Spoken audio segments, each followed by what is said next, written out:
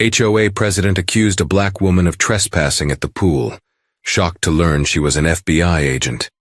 There's something uniquely unnerving about being called out for a crime you didn't commit, especially in your own neighborhood. When the newly elected female HOA president of Brookstone Gardens confronted a quiet black woman at the community pool, everyone around braced for a confrontation. The accusations flew fast, but what neither the HOA president nor the onlookers knew was that the woman she was demanding to leave happened to be an FBI agent, and she'd come prepared with more than just a towel and flip-flops to defend herself. Before we begin, where are you watching from today? Let us know in the comments. If you love inspiring stories of resilience and justice, make sure to hit that like button, share this video, and subscribe for more incredible tales. Now let's get into it. Brookstone Gardens prided itself on being an idyllic suburban community. The streets were lined with neat rows of identical houses, each boasting a manicured lawn, uniform flower beds, and a mailbox perched at the curb in the same precise position. The homeowners association liked it that way. They wanted everything to match, right down to the shade of paint on your front door. To some residents, it felt comforting, like everything was always in order. To others, it felt downright suffocating. On a warm Saturday afternoon, the sun hung high in the sky, casting a bright gleam across the azure water of Brookstone Gardens' immaculate swimming pool. Families were splashing about, children in neon swim vests giggling and screaming in delight, while parents reclined in lounge chairs under towering umbrellas. The subtle scent of chlorine mixed with suntan lotion drifted lazily through the air. Down at the pool's far corner, near the fence draped with climbing ivy, sat an unassuming black woman. Her short natural curls glinted in the light as she settled into a lounge chair, quietly enjoying a moment to read a worn paperback novel. The only remarkable thing about her, at least to any casual observer, was how calm she was amid all the poolside chaos. She had arrived 10 minutes earlier, swiped her keycard at the gate, like all residents, and picked a low-traffic spot where she could read and occasionally dip her feet in the water. A few kids splashed near her, and she offered them a polite smile when one accidentally splattered water onto her open page. She didn't mind. Summertime in a neighborhood pool was a communal affair, and she was used to little interruptions. When she heard rapid footsteps clicking on the sun-baked concrete behind her, she thought it was just a parent chasing after a toddler. She glanced over her shoulder, only to notice a determined woman with carefully coiffed hair, a pristine sundress, and a scowl etched across her face. The woman was none other than Cynthia Pembroke, the newly elected president of the Brookstone Gardens HOA. At first, Cynthia's approach was discreet. She slowly circled the pool, glancing suspiciously at every occupant, as though checking for compliance with some unspoken dress code.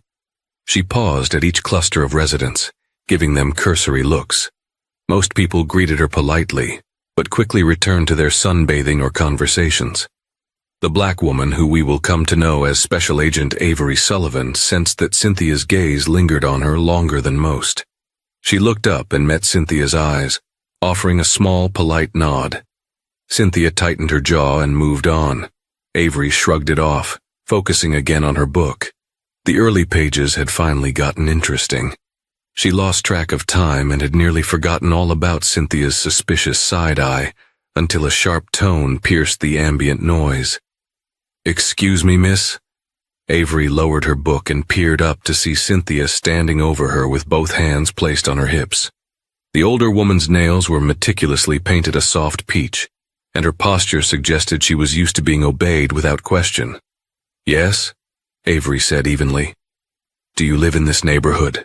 Cynthia asked, her voice clipped. Avery arched an eyebrow.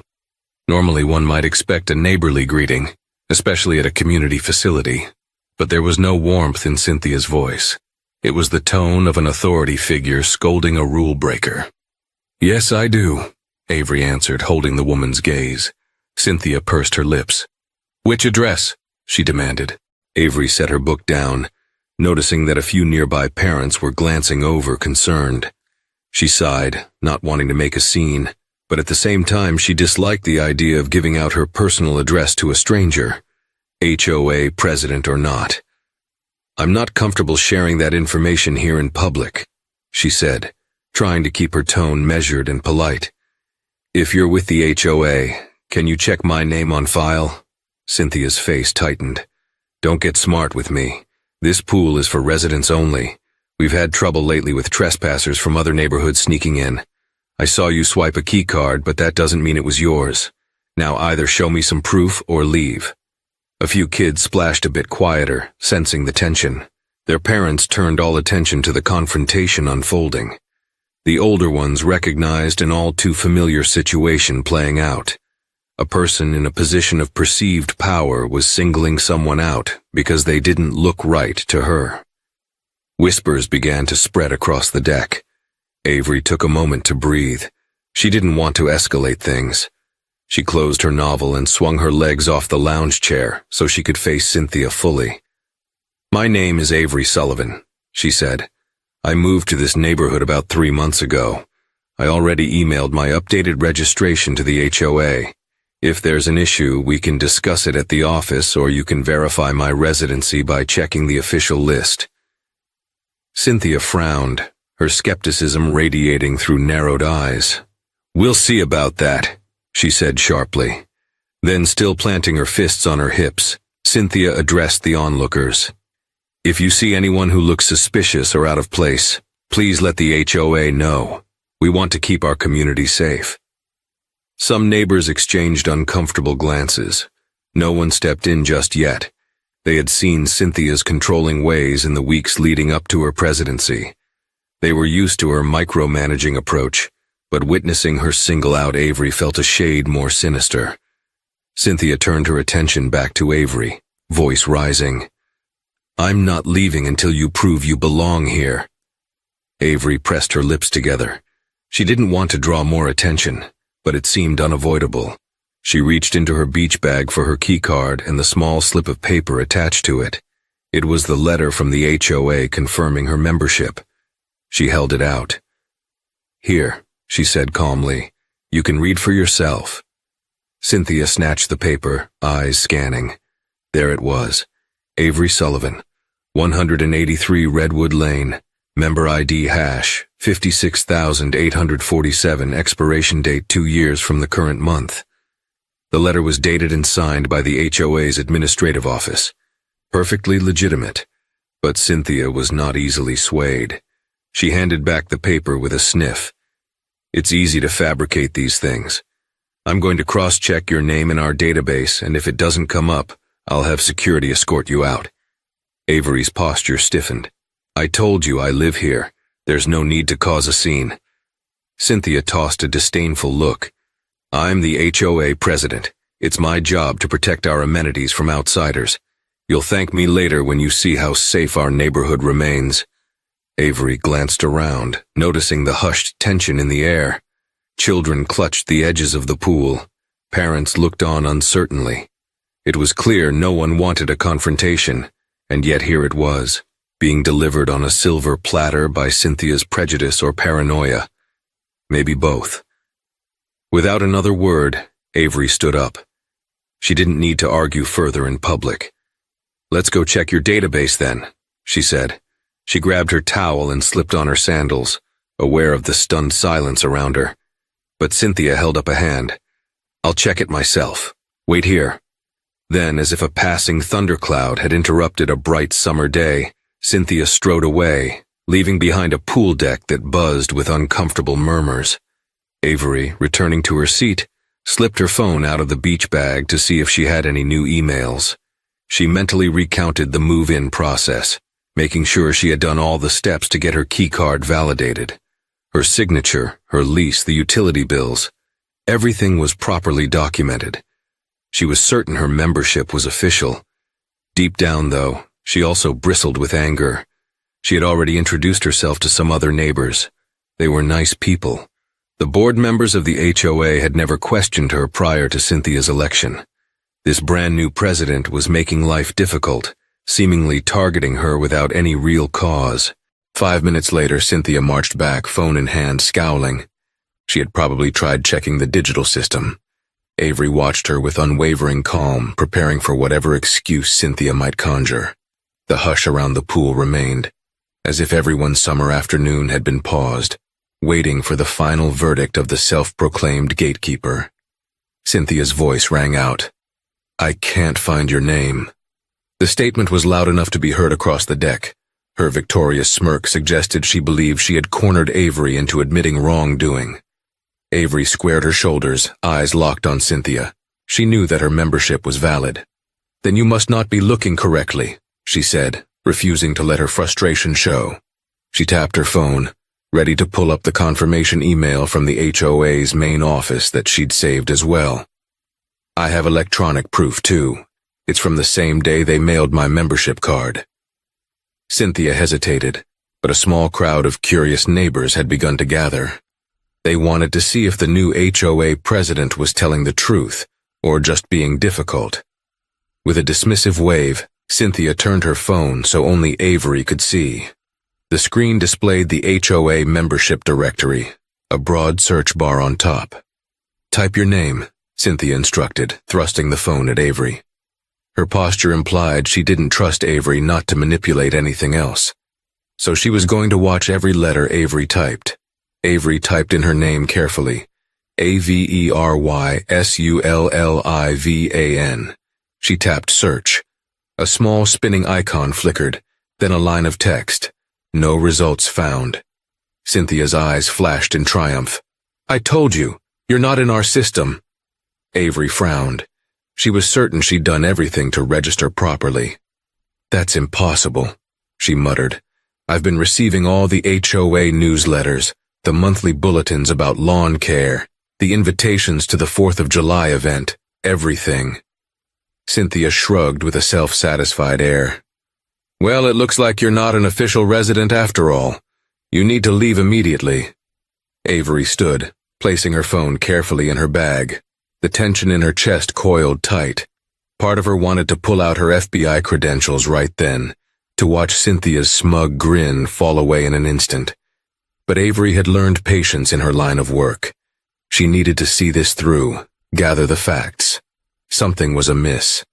Perhaps an administrative error, or perhaps something more insidious. She glanced at the neighbors, seeing compassion and uncertainty in their eyes. They sensed something was off, too. In that moment, Avery decided that there was more to this situation than a glitch in a database. She forced a polite smile. "I'll resolve this matter at the HOA office on Monday. Have a good day." With that, she left the pool area to the hushed murmurs and Cynthia's watchful glare. Little did Cynthia know, she was about to set off a chain of events that would shake the serene facade of Brookstone Gardens to its well-manicured core. Over the weekend, as the hot sun continued to drench the neighborhood lawns and the sound of distant lawnmowers persisted, rumors about the pool confrontation spread like wildfire. By Sunday morning, most of Brookstone Gardens had heard at least a second-hand version of the event. Some said Cynthia had discovered a trespasser, while others claimed the HOA president was harassing a new neighbor over a trivial matter. Still others whispered that racism was at play, though no one dared say it too loudly at first. Inside her modest but comfortable home on Redwood Lane, Avery Sullivan sat at her desk in a small study, combing through the HOA bylaws on her laptop. She sipped her morning coffee, reflecting on the absurdity of having to go through such lengths to prove she belonged in the neighborhood she paid rent for every month. Her frustration simmered, but she tried not to let it disrupt her day. If there was one thing the FBI had taught her, it was the importance of thorough research and measured responses. She pulled up her membership email from the HOA's official address, cross-checking the membership ID number with her physical card. They matched perfectly.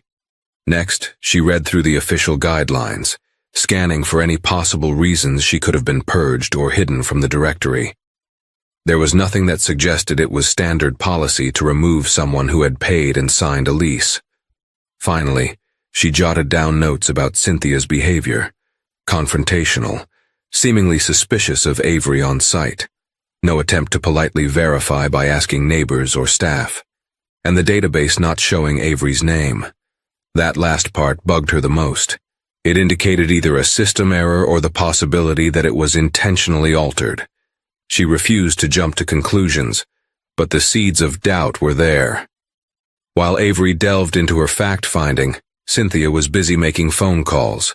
She dialed numbers of board members, telling them about how she caught someone sneaking in at the pool. She pressed them to be vigilant. "We need to maintain the highest standards," she said in a voice that carried self-importance. "We can't just allow anyone off the street to come in and use our amenities." A couple of the board members politely voiced agreement, but a few were skeptical. They had never had issues with Avery, and had, in fact, seen her around the neighborhood. One or two brought it up, only for Cynthia to brush off their concerns with an impatient wave of her hand over the phone. "She's not on the official roster," Cynthia repeated like a mantra, referencing the digital search that had shown no results. "If she was a legitimate resident, we'd see her name."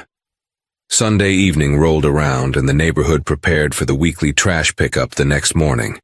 Families placed bins at the curb, while some kids played catch in the cul-de-sac. Streetlights blinked to life, bathing the sidewalks in a soft glow. Avery, stepping out to bring her own bin to the curb, was greeted by Mrs. Perez from across the street. The older woman offered a kind smile and a wave. "Oh, hi, Avery," Mrs. Perez called, waddling across the street with measured steps. "I heard some chatter about an incident at the pool. I hope it wasn't too bad." Avery managed a half smile. "It was unexpected. The new HOA president thinks I'm not on the official list, so she called me a trespasser." Mrs. Perez's eyes widened. "Oh dear, that's not right. You know, I remember you introducing yourself when you first moved in. I saw you at the clubhouse with the staff, filling out forms, all that. I'm sure it's just some mistake." Avery nodded appreciatively, warmed by Mrs. Perez's support. "I'm going to the HOA office first thing tomorrow to straighten it out." Mrs. Perez patted Avery's arm gently. "If you need anything, dear, let me know. And if you need a witness to say you've been living here, I'm happy to help." "Thank you," Avery replied with sincerity. "I appreciate that." Meanwhile, in another part of the neighborhood, an elegant house near the entrance gates that Cynthia occupied, she was on a conference call with a handful of HOA board members. They were in the midst of discussing all sorts of trivial policy changes Cynthia wanted to introduce. New rules for mailbox decoration, restrictions on lawn signage, and additional fees for late payment of dues. But the real topic on everyone's mind was the trespasser from Saturday. "Look," said one board member named Alan, "if this woman is a resident, we need to be careful not to harass her. If she has all the right paperwork, we could be held liable." Cynthia let out a dramatic sigh.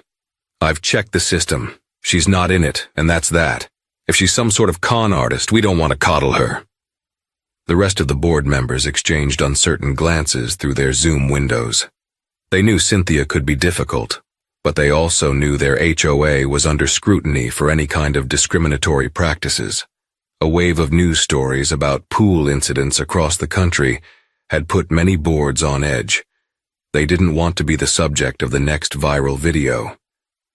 Eventually, the meeting ended with a tepid agreement that they would review the membership rosters carefully. Cynthia closed her laptop and went to the mirror in her foyer. She patted her hair into place, a steely resolve in her eyes. She told herself that she was simply doing her job, protecting the integrity of Brookstone Gardens.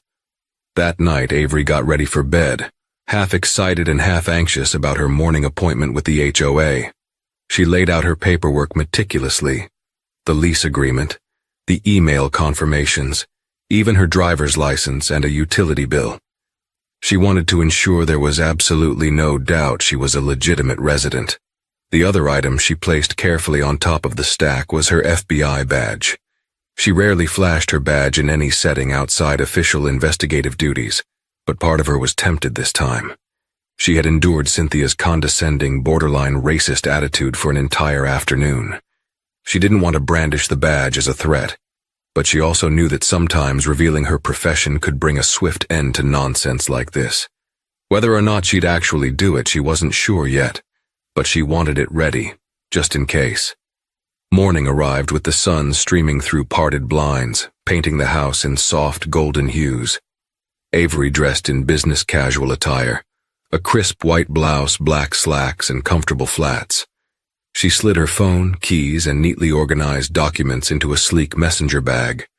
Before stepping out, she paused. Her heart pounded a little faster than usual. She inhaled deeply, reminding herself that she had faced far more stressful situations in her career. Chasing down criminals, interrogating suspects, analyzing evidence from terrifying crime scenes. This was child's play in comparison. Yet the personal nature of being profiled and challenged in her own neighborhood triggered a different kind of hurt and anger. The HOA office was located in a modest building near the community clubhouse.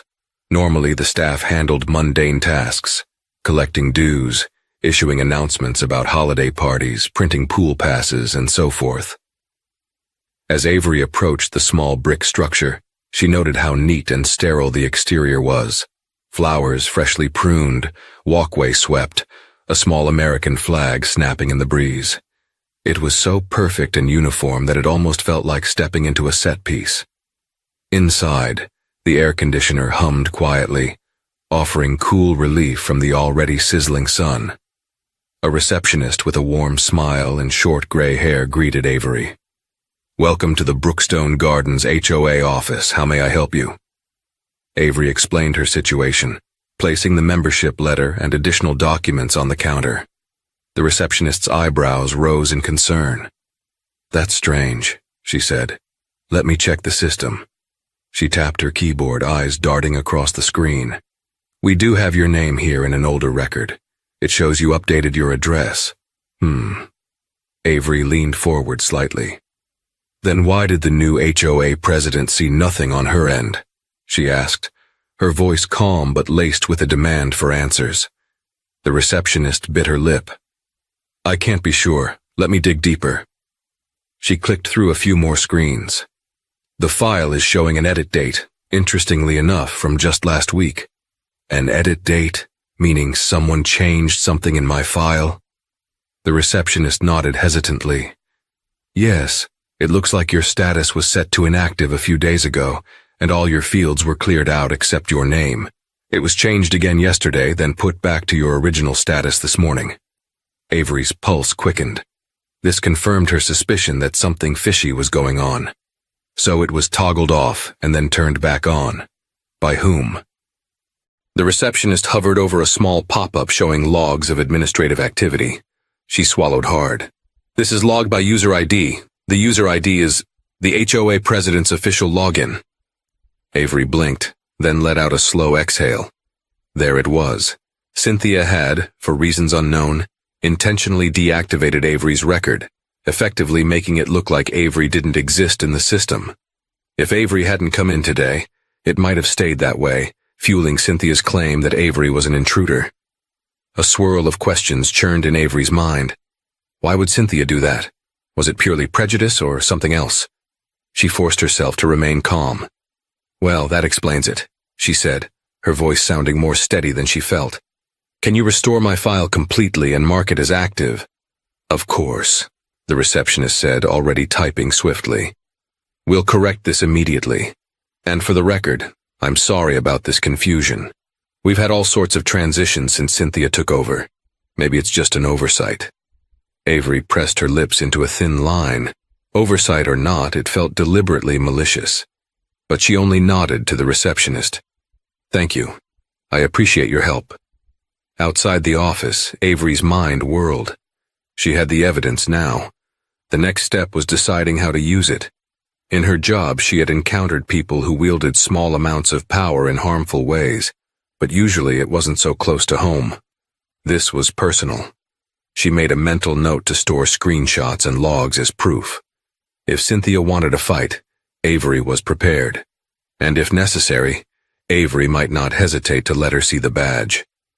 A day later, while the scorching summer heat continued its relentless assault, Cynthia was busy making her rounds in the neighborhood, ensuring that no flower bed was out of place. She had a clipboard in her hands, taking notes about houses that had left garbage bins out a day too long, or whose lawns had grown a fraction of an inch beyond regulation height. Brookstone Gardens was, in her mind, a masterpiece of conformity, and she was its self-appointed curator. Neighbors exchanged uneasy smiles when they saw her prowling the sidewalks. They knew, with Cynthia's heightened scrutiny, a petty violation notice was often just around the corner. Meanwhile, Avery's reactivated membership in the HOA's directory began to spread through the hushed channels of local gossip. It became clear that either there had been an administrative mix-up or something more underhanded was at play.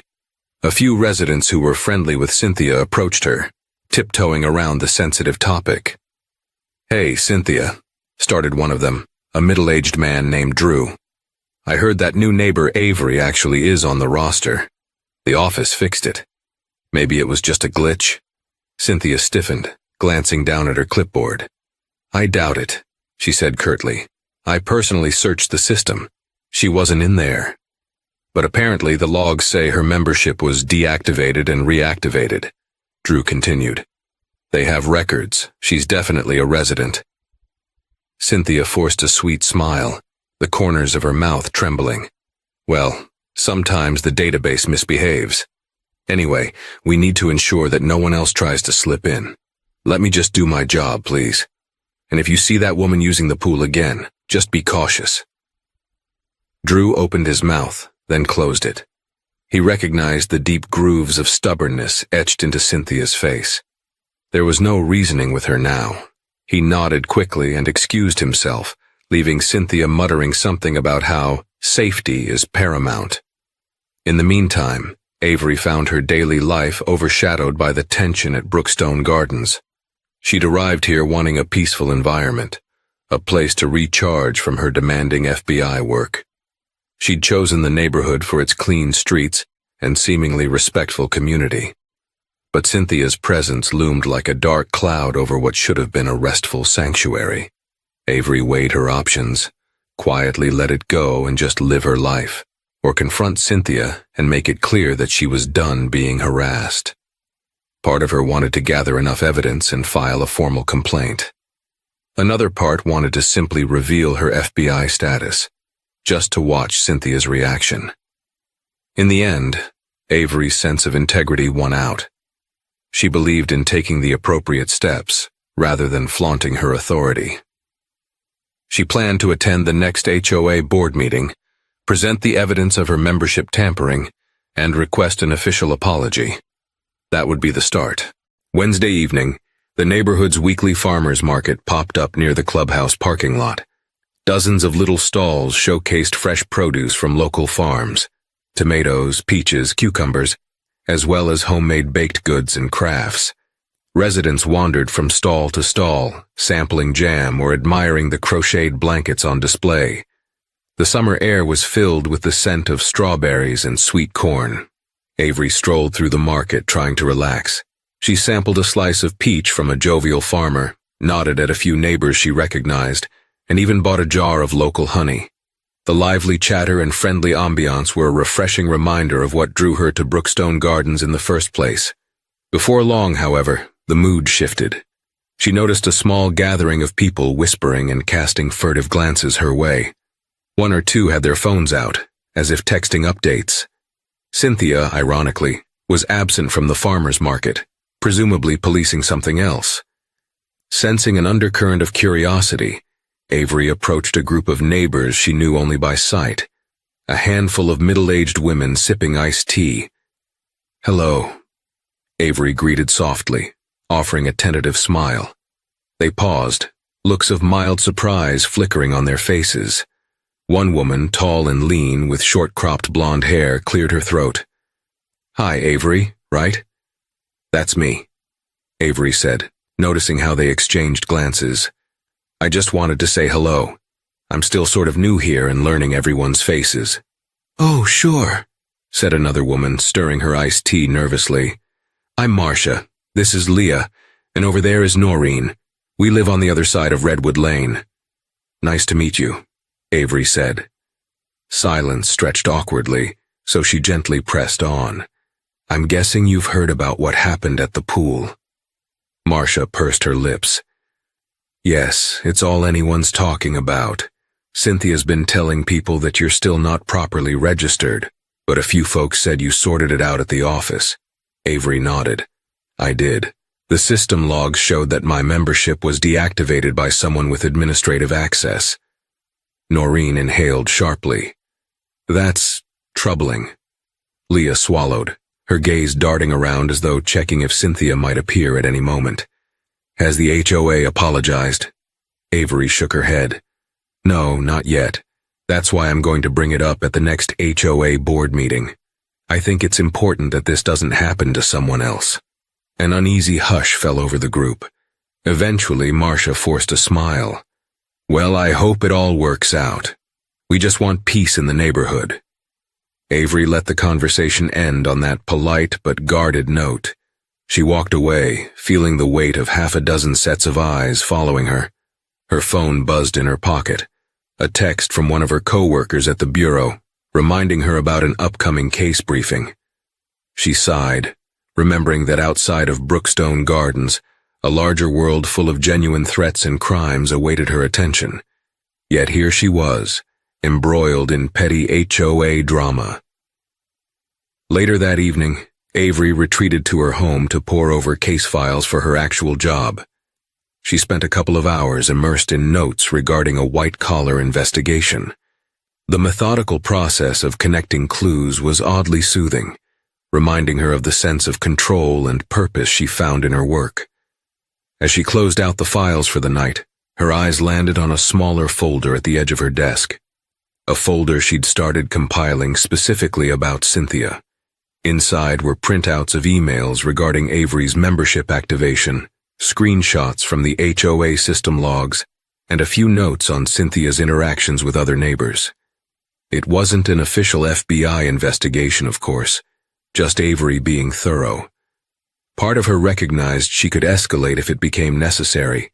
There were lines an HOA president shouldn't cross, like tampering with membership records or engaging in discriminatory harassment. But she still hoped for a simpler resolution.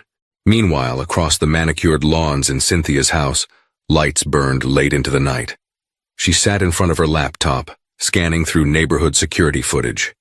She had insisted months ago on setting up cameras at the community gate and near the pool entrance. Now she was reviewing the logs, searching for anything that might confirm her beliefs about Avery being a rule breaker. She found nothing.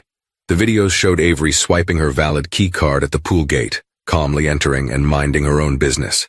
Still, Cynthia replayed the footage, convinced she'd eventually see something incriminating. Frustration gnawed at her. Why would the system show Avery's membership as valid now? Was it truly her error, or did someone else meddle? Could the staff have reactivated Avery's profile just to avoid conflict? Cynthia couldn't shake a growing sense of anger that she was being made to look foolish. As the night stretched on, she resolved to keep an even closer watch on Avery. In her mind, Avery was a usurper, a cunning force that threatened the neat order Cynthia had fought hard to maintain. Unknown to her, as the week marched on, her actions would trigger not just neighborly annoyance, but a chain of events that would challenge her power in ways she never anticipated. Avery, though quiet by nature, was no stranger to confrontation, especially not when justice was at stake. Thursday evening arrived, the day of the monthly HOA board meeting. Held in the community clubhouse, these meetings typically covered mundane updates, budget allocations, upcoming community events, maintenance schedules. But tonight, the clubhouse was unusually packed. Word had spread that Avery would be making an appearance to address the pool incident, and people were curious, some out of genuine concern, others looking for drama. The meeting room itself was a fluorescent-lit beige-walled space furnished with collapsible metal chairs arranged in neat rows. A long table at the front held the board members' name plaques and microphones. Large ceiling fans whirred overhead in an attempt to circulate the stifling air. A few older residents fanned themselves with printed agendas, while younger adults scrolled on their phones, waiting for the proceedings to start. Cynthia presided at the center of the table, wearing a sharp blazer and that same condescending expression that had become her signature. Several board members sat beside her, exchanging hushed words. Avery quietly slipped into the back, choosing a seat in the last row. She wanted to observe before making her move. A tall, gangly board member named Alan, the one who had expressed reservations about Cynthia's claims, stepped up to the microphone to call the meeting to order.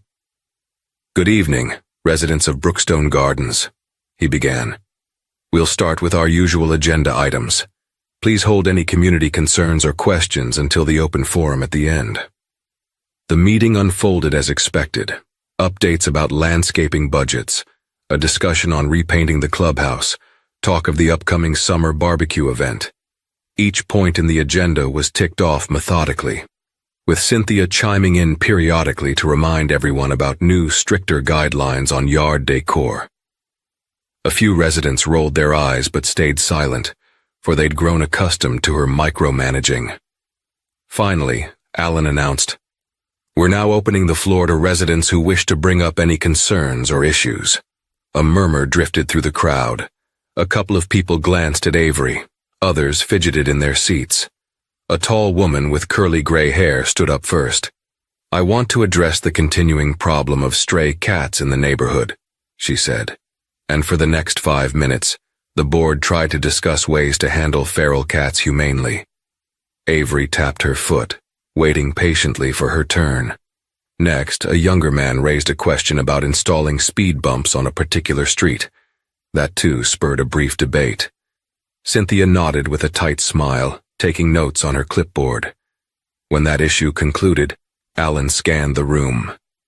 "Any other concerns?" Avery stood, her heart pounding but her expression calm. The room, already quiet, seemed to hush even more. "Yes, I have a concern," she said as she made her way to the front and addressed the board. Her voice echoed softly in the microphone. "I'm Avery Sullivan," she began, eyes sweeping the faces before her. Some nodded in recognition. Others, including Cynthia, held their expressions rigid. "I moved into Brookstone Gardens 3 months ago. My membership registration was approved by the HOA at that time. However, I recently had an incident at the pool where I was publicly accused of trespassing by Miss Pembroke, the HOA president." Avery inclined her head in Cynthia's direction. "She claimed I wasn't listed in the system, but I later discovered my membership was deactivated by her user account shortly before the incident. That's what the system logs show." A wave of murmurs rolled through the crowd. Alan blinked, glancing at Cynthia with uncertainty. Another board member, Janice, bit her lip nervously. Cynthia clasped her hands on the table, her knuckles whitening, but she maintained a stiff posture. Avery continued, "I'm here to request an official acknowledgement that I am indeed a valid resident and that any attempt to remove my membership was unwarranted. I'd also like an apology for the embarrassment I suffered when Miss Pembroke confronted me at the pool in front of neighbors." With that, she fell silent, letting the gravity of her words settle. A hush lingered for several moments as all eyes pivoted to Cynthia. Cynthia cleared her throat delicately. "Well," she began, forcing a tight smile, "I appreciate your concerns. However, as I've stated before, this was likely a technical error. We've been migrating to a new system. I harbor no ill will toward Miss Sullivan." Avery's brow creased. "So you're saying it was a simple mistake that my membership got deactivated under your login credentials, because the logs show your account name, nobody else's?" Cynthia's nostrils flared. She attempted a placid expression, but it came off as strained. "I can't speak to what the logs say. Our staff has access to that account too. Any number of them could have done it. Really, Avery, this is being blown out of proportion." A murmur in the crowd hinted that people weren't entirely convinced by Cynthia's explanation. Alan spoke into his mic. "Maybe we should allow the HOA administrative staff to clarify. Is Linda here?" He scanned the room for the receptionist who worked in the office, but she wasn't present. Janice leaned in. "She couldn't make it tonight, but I can attest that Linda told me the login used was definitely Cynthia's personal admin account, which only the president is supposed to use." Cynthia's eyes flashed momentarily with anger. "Well, if Linda is sharing confidential login information, that's another matter for a separate discussion. But in any case, Miss Sullivan, you have been reinstated, correct? so there's no ongoing harm. Avery inhaled deeply, steadying her frustration. I'm reinstated, yes, but the public accusation hasn't been addressed. The entire neighborhood thinks I'm some kind of intruder, and it's become a source of tension. I'd like an official apology documented in the HOA meeting minutes, and a letter sent out clarifying that I'm a legitimate resident. The tension in the room was palpable. Cynthia's eyes flicked to the side, weighing her options. She realized she was cornered. Denying an apology risked looking even more suspicious. With an air of forced magnanimity, she finally said, "Fine. I apologize if you felt embarrassed by our security measures. It was never my intention to single you out." She said the words so stiffly they bordered on sarcasm. "We can note in the minutes that you are a resident in good standing." Avery glanced around the room, noticing the way some neighbors bristled at Cynthia's insincere tone. Nonetheless, she had gotten at least some semblance of a public acknowledgement, meager as it was. She decided to take it for now. "Thank you," she said succinctly, stepping back from the microphone. Alan nodded, calling for any final comments. When none came, he moved to adjourn the meeting. Many neighbors lingered, milling about to discuss what they'd just witnessed. Some offered Avery polite nods or encouraging smiles. A few approached her directly to voice their support. Cynthia, meanwhile, packed up her notes in a flurry and made a hasty exit, ignoring everyone who tried to approach her. Outside the clubhouse, the evening air was cooler, the sky streaked with the final hues of a sunset. Avery lingered near the exit, her messenger bag slung over her shoulder. She felt a mixture of relief and unresolved tension. The apology had been a farce, but at least on paper the matter was settled. Or so she thought. Just as she was about to head home, a soft voice called her name. Avery. Turning, she saw a young woman with dark braids, perhaps in her mid-20s, hurrying her way. "I'm so glad you spoke up. My name is Desiree. I've been living here for a year." Avery offered a warm smile, shaking the woman's hand. "Nice to meet you, Desiree." Desiree's eyes darted, making sure Cynthia was nowhere in sight. "I just wanted to say, I've had a similar issue with Cynthia before, not with the pool, but with property inspections. She kept claiming I had an illegal fence height, but every time the inspector came, they found nothing wrong." Avery felt a pang of empathy. "I'm sorry you went through that." Desiree nodded, lowering her voice. "I'm telling you this because it seems like you know how to stand up for yourself. A lot of people here won't confront Cynthia, but they're fed up with her. I think if more of us come together, we can hold her accountable." Avery's mind flickered with possibilities. She recalled the standard procedures for HOA leadership changes. If enough residents felt strongly, a recall election could be forced. But that would require a strong coalition and hard evidence of wrongdoing. She looked at Desiree, who waited expectantly. "Thanks," Avery said. "I appreciate you telling me. Keep in touch." As she headed home under the canopy of streetlights, Avery realized that Cynthia's half-apology was far from the last word on this matter.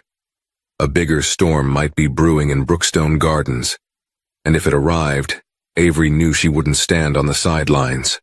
Over the next few weeks, life at Brookstone Gardens carried on with its suburban normalcy on the surface. Kids rode bicycles in the street, couples walked their dogs, and the weekly trash pickup happened like clockwork. Yet underneath the veneer of orderly calm, tensions were on the rise.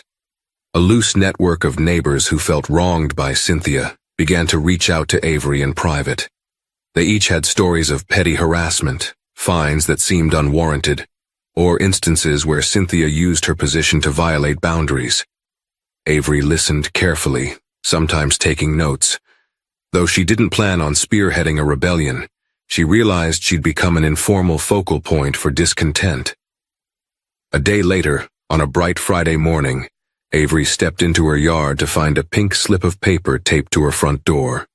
Her pulse quickened as she read the words, "Notice of Violation." The notice claimed that her grass was above the regulation height.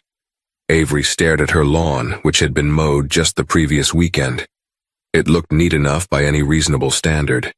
but the notice threatened a daily fine of $50 if the violation wasn't corrected. She instantly recognized Cynthia's handiwork. The timing was too coincidental to be random. Instead of seething, she snapped a few photos of her front yard, complete with a measuring tape showing the grass height was within normal limits. She then scanned the violation notice to have a digital record. This, she decided, would be added to the growing evidence file. By the afternoon, she'd heard from Desiree that she, too, had received a brand new violation notice, this time claiming inappropriate seasonal decorations, even though it was the middle of summer, and all Desiree had was a small wind chime shaped like a hummingbird. Simon got one for overgrown shrubbery, which was laughable considering he trimmed his bushes weekly. Clearly, Cynthia was lashing out. That evening, Avery hosted another impromptu meeting. More neighbors showed up, each clutching their own pink slips. Every notice was dated that same day, listing trivial or fabricated offenses. Avery methodically collected them, photographing each one. The group fumed with anger, but Avery urged them to remain calm and approach this systematically. "There's power in numbers," Avery said, addressing the circle of anxious faces in her living room.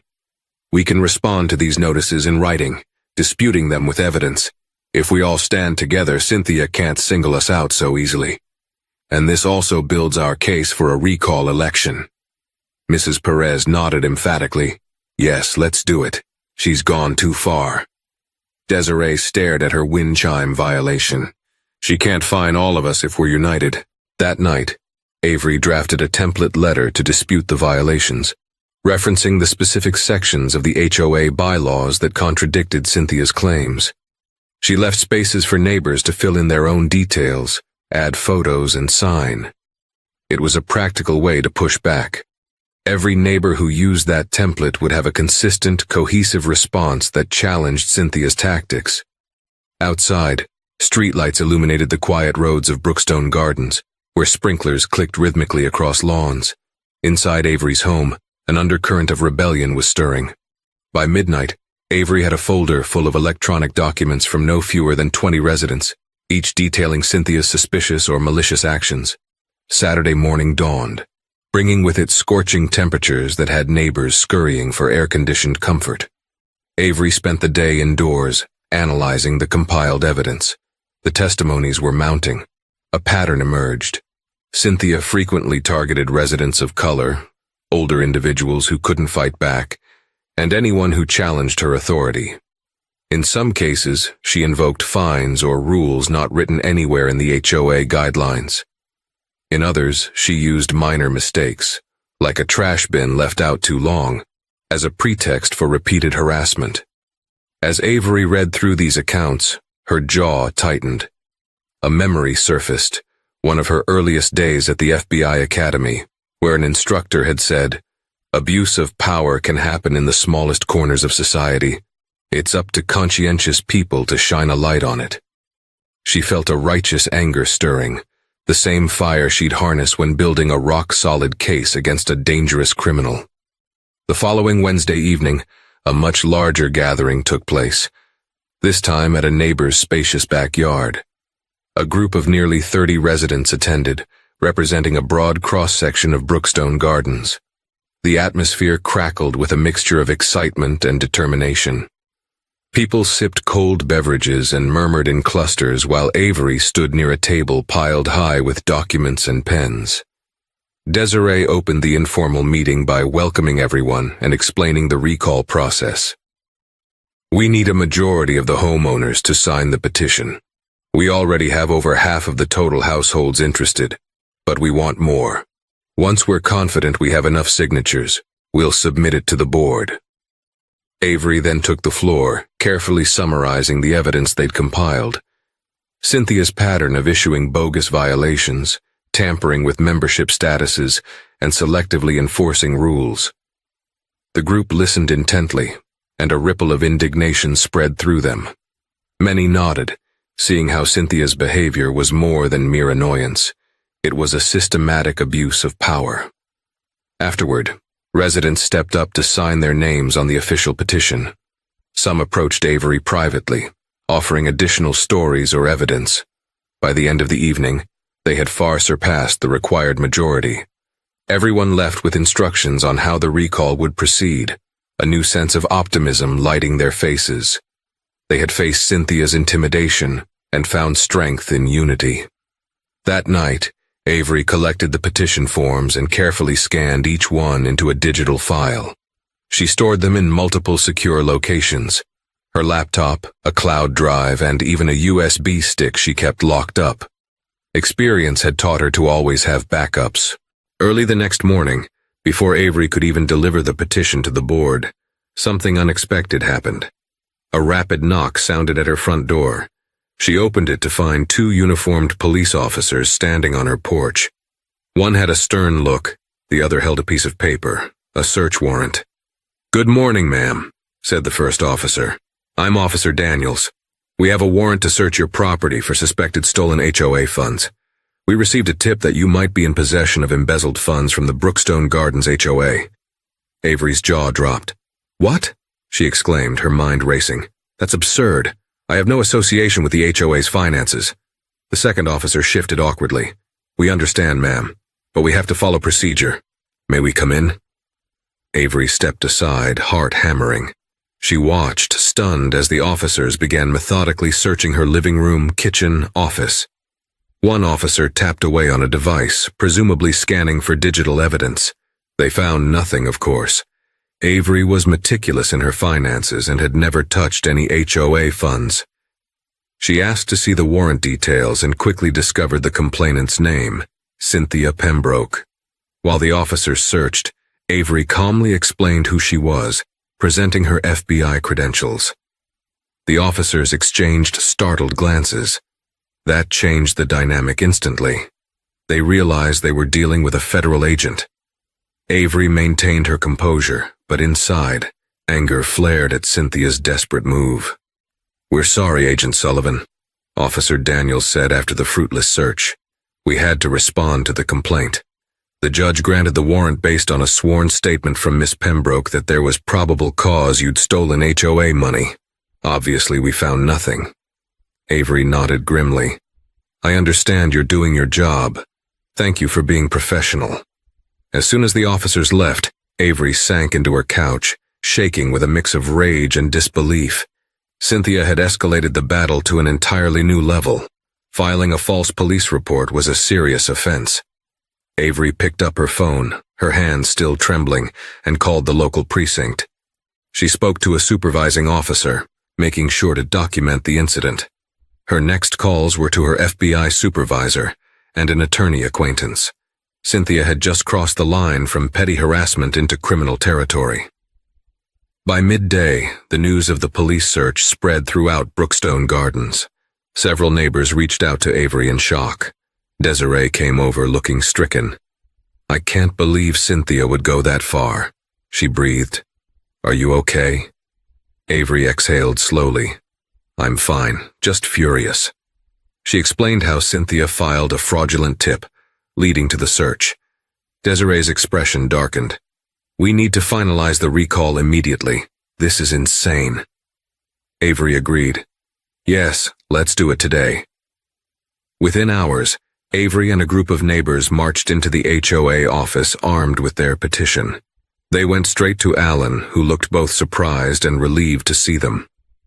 "You have enough signatures already?" "More than enough," Avery said flatly. "We want to schedule the recall vote, per the bylaws, within the next 10 days. Alan glanced over the document, eyes widening at the sheer volume of names. "Wow, you're definitely in the majority. We'll have to notify Cynthia and the rest of the board right away." "Thank you," Avery said. "I also want to note that Cynthia just filed a false police report against me. I'll be pursuing criminal and civil action, but that's separate from the recall process. I just want it known." Alan's face paled. "That's serious. Let's handle this formally. The board will convene a special meeting within the required time frame." In the following days, Alan agreed to serve as interim president until a new election could be held. He and the other board members promised a more transparent and community-focused approach. Notices of violations were reviewed and many were rescinded. Residents who'd felt intimidated or harassed took a collective breath of relief. And Avery Sullivan? She returned to her normal routine, balancing her demanding FBI work with a renewed appreciation for the importance of justice, even in the smallest corners of society. On a warm afternoon not long after, she visited the pool again. No fanfare, no confrontation, just a quiet moment to finally enjoy the water she'd been unfairly chased away from weeks before. As she floated on her back, sunlight shimmering across the pool's surface, she smiled at the knowledge that Brookstone Gardens now reflected the values it claimed to uphold: fairness, inclusivity, and respect. And she, for one, was more than happy to keep it that way. It's incredible how one woman's pursuit of power turned a tranquil neighborhood into a battleground, and just how much a determined community could accomplish when they stood together. Avery, who only wanted a peaceful place to call home, found herself on the front lines of a local war for justice. But thanks to her calm determination and the unity of her neighbors, the HOA president's misdeeds were exposed, leading to a decisive and satisfying end. If you enjoyed this story, please hit that like button, share it with friends who love a good justice tale, and subscribe for more real-life dramas and uplifting resolutions.